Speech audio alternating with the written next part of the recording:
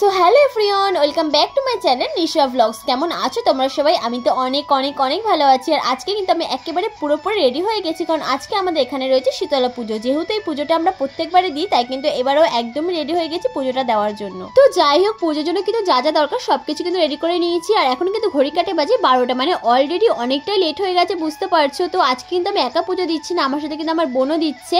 তো ওখানে গিয়ে কি কি করবো আর কিরকমভাবে কি পুজোটা হয় সেটাই তোমাদের সাথে আজ আমি শেয়ার করবো। তো তোমরা কিন্তু আমার সঙ্গে থেকো। প্রত্যেকটা পুজোয় যেরকম নিয়ম থাকে আর কি, 5 রকমের 5টা ফল দিতে হয়। এখানে কিন্তু 5 রকমের 5টা ফল নিয়ে নিয়েছি, তার সাথে মিষ্টির প্যাকেট, ধূপকাঠি, ফুল যেগুলো নিতে হয় আর কি। তার সাথে কিন্তু এই ডাব যেটা মাস্ট নিয়ে নিলাম। তো এখন বেরিয়ে পড়েছি যাওয়ার জন্য। আর বাইরে কিন্তু সেদিন প্রচন্ড পরিমাণে রোদ উঠেছিল। আর এটা কিন্তু আমার একটা ছোট্ট বোন খুবই মিষ্টি লাগছিল শাড়ি পরে, এদিকে কিন্তু তোমাদেরকে ফ্ল্যান কিসও দিয়ে দিচ্ছে। তো যাই হোক, বাইরে বেরিয়ে কিন্তু কিছুক্ষণ বসেছিলাম, কারণ তখনও কিন্তু অনেকজনের রেডি হয়নি। তো সবাই রেডি হয়ে কিন্তু ফাইনালি এখন বেরালাম। আর বাইরে কিন্তু প্রচন্ড রোদ যেহেতু, তাই সানগ্লাসটা পরে নিয়েছি। তার উপরেই ছিলাম খালি পায়ে, বুঝতেই পারছো অবস্থা কিন্তু একেবারে খারাপ হয়ে গেছিল এত তাপে। এদিকে কিন্তু মা, জেঠি, কাকি এরা সবাই ছিল সাথে। যদিও বা মা পুজো দেয়নি, আমি আর বোনই পুজো দিয়েছিলাম। তো যাই হোক, এখানে কিন্তু চলে এসেছি। আর ছোটবেলা থেকে দেখে এসছে আমাদের এখানে কিন্তু এই পুজোটাতে বেশ ভালোই ভিড় হয়, মানে মোটামুটি প্রায় আশেপাশে সব মানুষরা এখানে কিন্তু আসে পুজো দিতে বলতে পারো। আর এখানে কিন্তু ডাব কাটা হচ্ছে, যে ডাবগুলো আর কি পুজোর জন্য দেওয়া হয় সেগুলো এখানে কাটা হচ্ছে। পুজোর জন্য যা যা নিয়ে যায় আর কি, ডাব, তার সাথে ফল, দুধ, কলা সবই কিন্তু এখানে দিতে হয়। তো এখানে কিন্তু আমি দিয়ে দিয়েছি। তারপর কিন্তু অনেকটাই ভিড় ছিল মন্দিরের সামনে। তো যাই হোক, ফাইনালি কিন্তু মায়ের মুখটা দর্শন করতে পারলাম।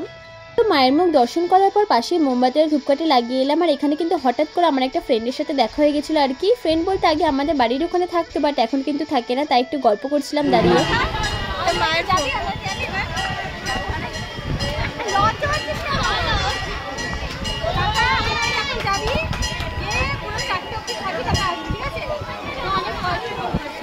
বললামই অনেকদিন পর দেখা হয়েছে, তাই একটু গল্প করছিলাম ওর সাথে।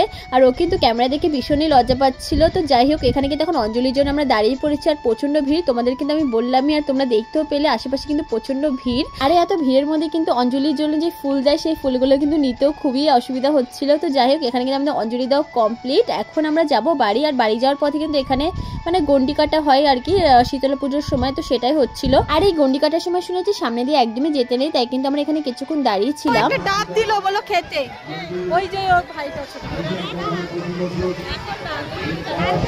অঞ্জলি দিয়ে তারপর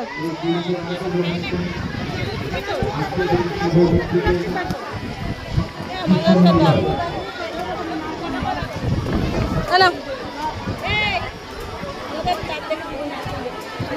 তো এখানে যেই ডাবগুলো দিয়ে যায় আর কি, দেখতেই পাচ্ছ অনেক ডাব, এগুলো কিন্তু পরের সবাই নিয়ে যায়। এখানে বোন দাঁড়িয়ে দাঁড়িয়ে ফোন কেটে আছে, ওটাকে আর কি দেখাচ্ছিলাম। আর এটা কিন্তু আজকে আমার আউটফিট কেমন লাগছে অবশ্যই জানি। তো এখানে আমাদের অঞ্জলি দেওয়া হয়ে গেছে। আর এখন যাবো আমরা বাইরে। আর বাইরে কিন্তু প্রচন্ড রোদ, প্রথমেই বলেছিলাম। আর তার উপরে কিন্তু সামনে ছিল একটা আইসক্রিমের গাড়ি। তো এখান থেকে আইসক্রিম নেবো না, এটা তো হতেই পারে না, তাই কয়েকটা আইসক্রিম নিয়ে নিলাম। আর এই গরমকালে শুধু আমার না, আমাদের সবারই মনে হয় সারাক্ষণ শুধু ঠান্ডা ঠান্ডা জিনিস খেতে থাকি, তার উপর যদি হয় আইসক্রিম, আর তো কোনো কথাই হবে না, আমার তো এটা ফেভারিট।